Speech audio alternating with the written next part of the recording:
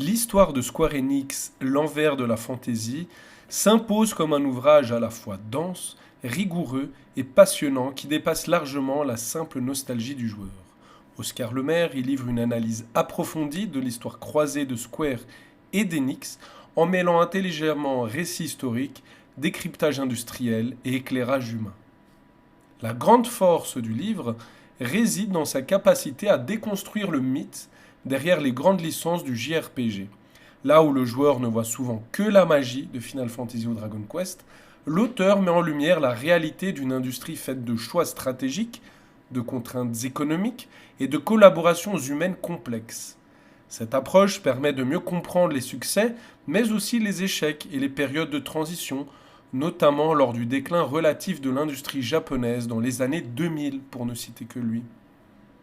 Riche en anecdotes et en analyses, l'ouvrage brille également par sa dimension documentaire. La rigueur d'Oscar Lemaire, connu pour ses travaux d'analyse du marché, se retrouve dans l'usage des données, de contextualisation et de nombreuses informations sur les équipes de développement. Malgré cette densité, je vous l'assure, la lecture reste fluide et accessible.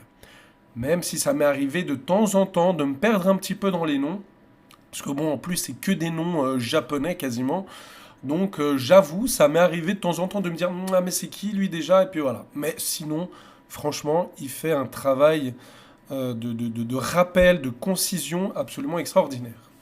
On pourra éventuellement lui reprocher une approche trop analytique pour certains, mais en même temps, c'est sa force aussi, qui pourra paraître exigeante pour les lecteurs en quête d'un récit plus léger ou purement nostalgique. C'est pas du tout le cas ici. Mais c'est précisément, encore une fois, cette exigence qui fait, selon moi, la valeur réelle du livre.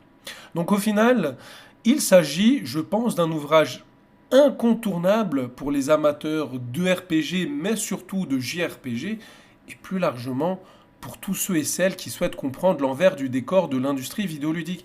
Et moi, qui suis tombé un petit peu dans la soupe des JRPG avec FF7, je vous avoue que ça a été un vrai bonheur déjà de replonger sur toute cette histoire du développement, du contexte de la sortie de FF7, mais même d'autres jeux que j'adore comme Chrono Trigger, ou au contraire de jeux que je connais moins, comme la licence des sagas, ou de jeux qui m'ont pas trop plu. Je pense par exemple à FF13, ou encore de jeux auxquels j'ai très envie de jouer, mais que j'ai pas du tout du temps à leur accorder. Je pense évidemment à FF14. Voilà. Donc n'hésitez pas à faire un tour sur le site de Third Edition qui propose toujours en plus un bel objet. C'est vraiment un éditeur qui a compris qu'un livre, il ne doit pas seulement être réussi en termes d'écriture, mais en termes d'objet. Et franchement, là, j'ai l'édition standard à la maison. Elle est absolument magnifique. Donc, allez faire un tour sur le site de Third Edition et venez faire un tour également sur le site de jvmac.ch où je vous propose une chronique littéraire sur le dit livre, bien plus exhaustive que ce podcast. Donc on se retrouve sur jvmac.ch et pour commander le livre chez Third Edition. Et si vous voulez suivre le travail d'Oscar Lemaire, c'est sur le site Ludostri que ça se passe. Tous les liens sont en description. Merci.